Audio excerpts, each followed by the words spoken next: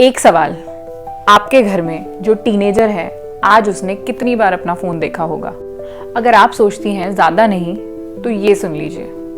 प्यू research centre का 2024 का सर्वे, जिसमें 1391 टीनेजर्स थे, कहता है कि लगभग 46% टीनेजर्स कॉन्स्टेंटली ऑनलाइन बने हुए हैं। और अगर आप सोचते हैं ये सिर्फ जनरेशन का प्रॉब्लम है या लेजीनेस है, तो आज का वीडियो आपके लिए है। मैं एक साइकेट्रिस्ट हूँ और मैं आज आपको वो बात बताने आई हूँ जो कोई पेरेंट सुनना नहीं चाहता, कि आपका बच्चा एडिक्ट हो सकता है पर उसमें उसकी गलती नहीं है।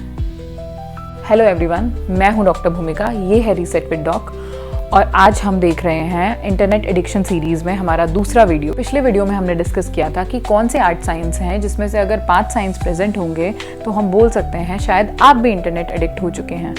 आज हम उसके बारे में फर्दर बात करते हुए जूम इन करते हैं एक स्पेसिफिक ग्रुप पे जो है टीनेजर्स, और समझेंगे ये साइलेंट क्राइसिस आखिर क्यों है। साइलेंट इसलिए क्योंकि इस दर्द में कोई चीख नहीं है, कोई ऑब्वियस साइंस नहीं है, बस एक बच्चा है जो धीरे धीरे खो रहा है और हम सोचते हैं ये तो बस एक टीनेज फेज का पार्ट है। आज हम नंबर्स देखेंगे, इसके पीछे की साइंस को समझेंगे, रिसर्च के बारे में बात करेंगे और मैं आपको वो टूल्स दूंगी जो एक कंसर्न पेरेंट्स के काम आ सकते हैं। तो पहले नंबर्स की बात करते हैं। प्यू रिसर्च सेंटर अमेरिका का सबसे ट्रस्टेड इंस्टीट्यूशन में से एक है।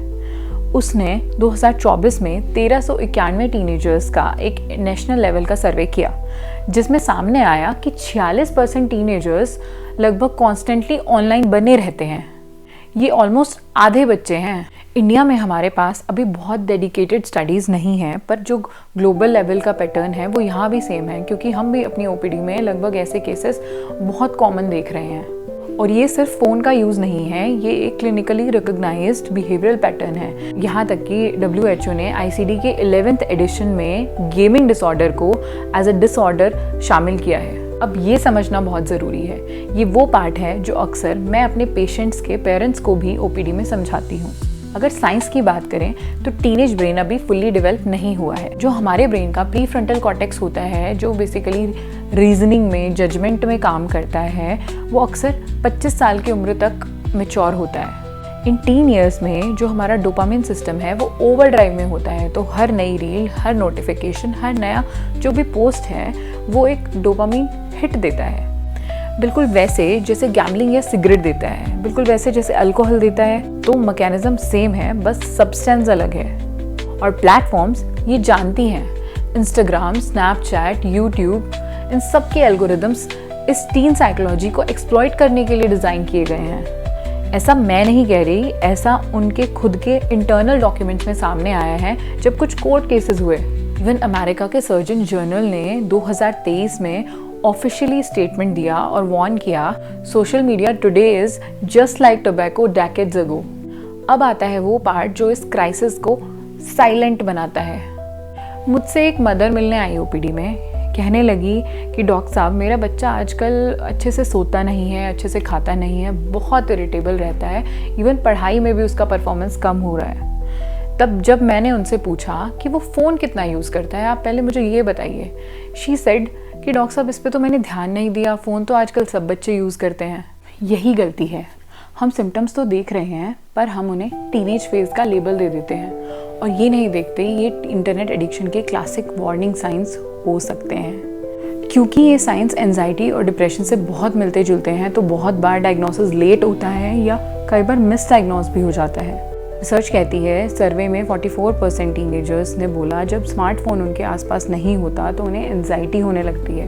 ये मूड चेंज या एंजाइटी, ये साइकोलॉजिकल विड्रॉल है, बिल्कुल वैसे जैसे बाकी एडिक्शंस में होता है। अब नंबर्स और भी क्लियर हो जाते हैं जब हम मेंटल हेल्थ की बात करते हैं। जनवरी 2025 में एक मेटा एनालिसिस पब्लिश हुई जिसमें 3 लाख से भी ज़्यादा पार्टिसिपेंट्स थे जिनकी एवरेज एज 14 ईयर्स थी। अब रिजल्ट्स क्या थे? रिजल्ट्स में डायरेक्ट कोरिलेशन मिला anxiety, depression, low self esteem और सुसाइडल टेंडेंसीज के साथ। ये कोई ब्लॉग का ओपिनियन नहीं, 3 लाख बच्चों का डाटा है।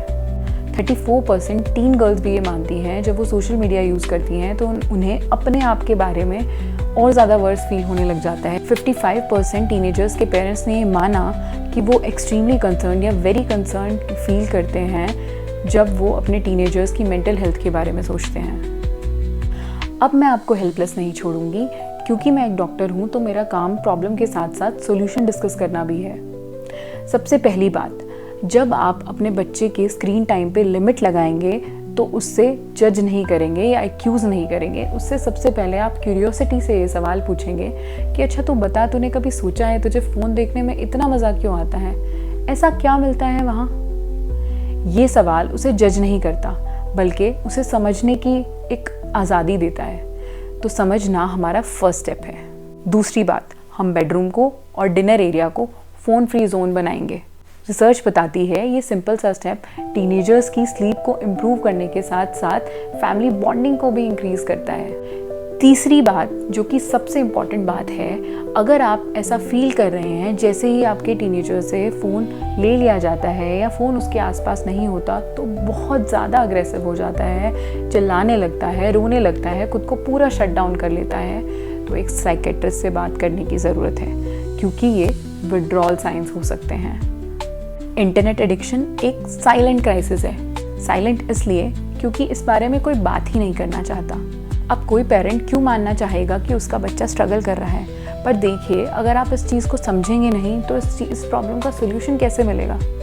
तो मुझे कमेंट्स में ज़रूर बताएं कि आपका बच्चा लगभग कितने घंटे रोज़ फ़ोन यूज़ करता है, और ऐसा कितनी बार हुआ है जब आपने उससे फ़ोन लिया या फ़ोन साइड में रखने बोला तो वो बहुत ज़ोर से अग्रेसिव हो गया या चिल्लाने लगा।